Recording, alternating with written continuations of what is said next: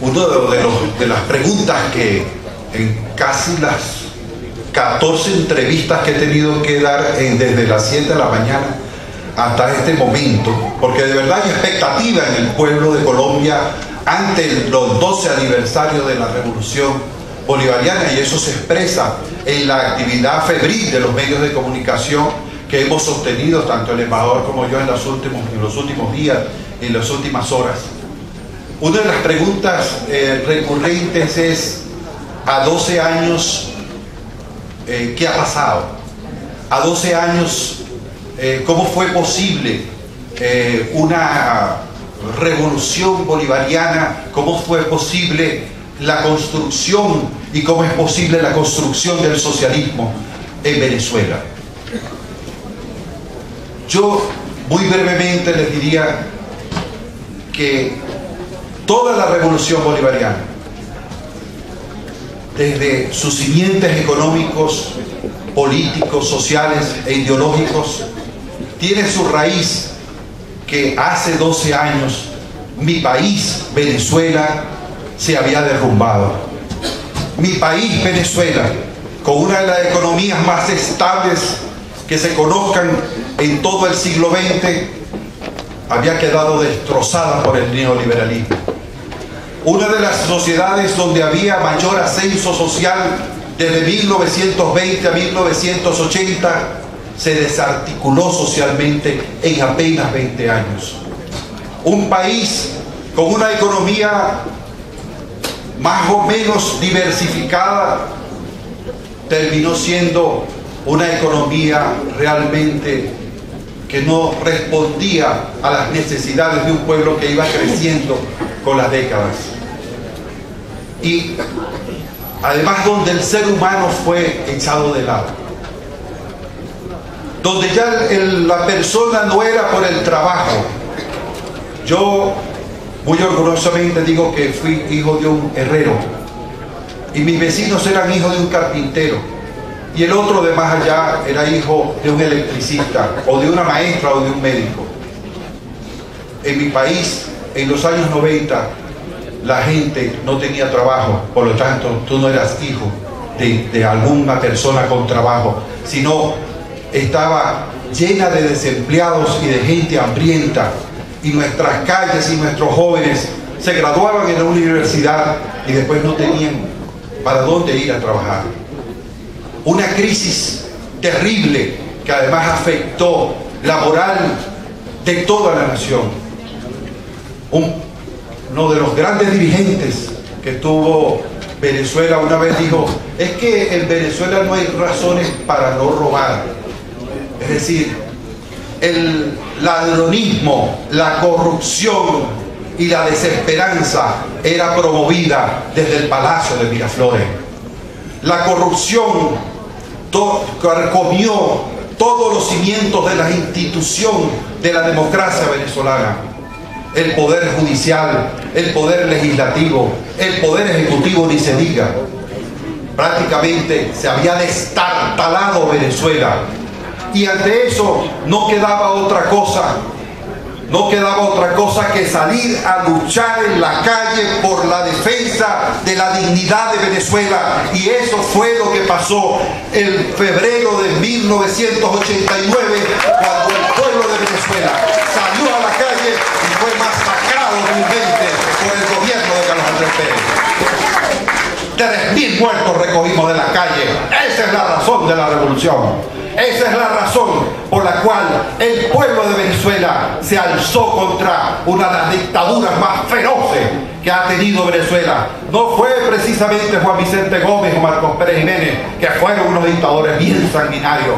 Fue la dictadura de Acción Democrática y COPEI, bien maquilladita, bien acomodadita, la que estableció la peor de las dictaduras, que fue precisamente aquella que no fue posible que se concretara porque el pueblo salió a defender a la patria, a defender a la nación.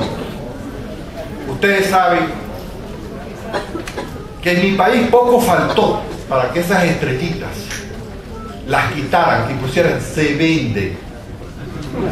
¿Sí? Vendieron la Cantebé, vendieron Sidón, vendieron los puertos, vendieron los aeropuertos, vendieron el aluminio, Alcázar, vendieron la producción de buques y de bromita lo vendieron a PDVSA totalmente, porque ya la habían vendido casi un 80%.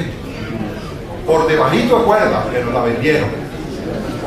Precisamente eso dio origen a un movimiento nacional liderado por el presidente Chávez, que hizo posible no solo reaccionar, no solo protestar, no solo indignarse frente a los atropellos, frente al hambre, frente a la miseria, frente a la desesperación, frente a la desigualdad, sino que también fue posible construir un proyecto nacional. Y por eso, cuando se dice es que hay Chávez para rato, es que Chávez es la palabra que resume el amor y el corazón del pueblo venezolano, porque representa a un proyecto nacional de desarrollo donde ahí vamos, con dificultades, con problemas, con muy serios problemas, con muy serias dificultades, pero venciendo con la verdad la mentira. Y en medio de grandes ataques que recibimos día a día de parte del Departamento de Estado de los Estados Unidos. Hace poco, para señalar nada más, un senador, McCormick, dijo que su misión como parlamentario era meter a Venezuela en la lista de los países que apoyan al terrorismo. Yo le quiero decir, y le he dicho ya por varios medios de comunicación al señor McCormick, que no solamente es que está equivocado porque no lo va a lograr, sino porque ya nosotros lo tenemos en la lista de los terroristas que han querido apoyar.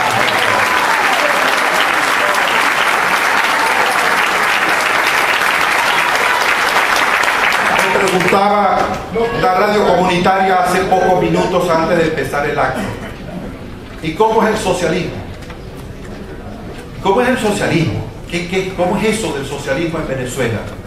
Pregunta difícil para cualquier político, para cualquier teórico, para cualquier académico, cualquier militante revolucionario. Es una pregunta difícil. Y yo dije, la respuesta es una sola. La respuesta nos la da William Ospina en El País de la Canela. ¿Por qué? Porque William dice que los conquistadores nunca conseguían el país de la canela, porque ellos concebían era un país donde solo había árboles de canela, y resulta que aquí hay almendrones, resulta que aquí hay samanes, seguramente aquí, cuando digo aquí, en nuestros pueblos hay orquídeas de insólitos colores. Es verdad que aquí hay araguaneyes, y estos conquistadores no entendían cómo era que había un país tan diverso, que era un país de grandes montañas, que es un país amazónico, que es un país caribeño, que es un país llanero. No podían entender y nunca entendieron, y por eso yo creo que de alguna manera la presencia de nuestra resistencia indígena revela que esos conquistadores en definitiva como que nunca nos conquistaron. Y estos nuevos conquistadores no entienden que nuestro socialismo, el socialismo que se está construyendo en América Latina, es, como lo pinta William en El País de la Canela, diverso, plural, contradictorio, terrible en muchas de sus representaciones, pero hermoso y con una condición humana fundamental, el que tiene la capacidad, nuestro socialismo, de construirse sobre la base de sus propias realidades, pero también de construirse sobre la base de los sueños de un continente entero. Muchísimas gracias.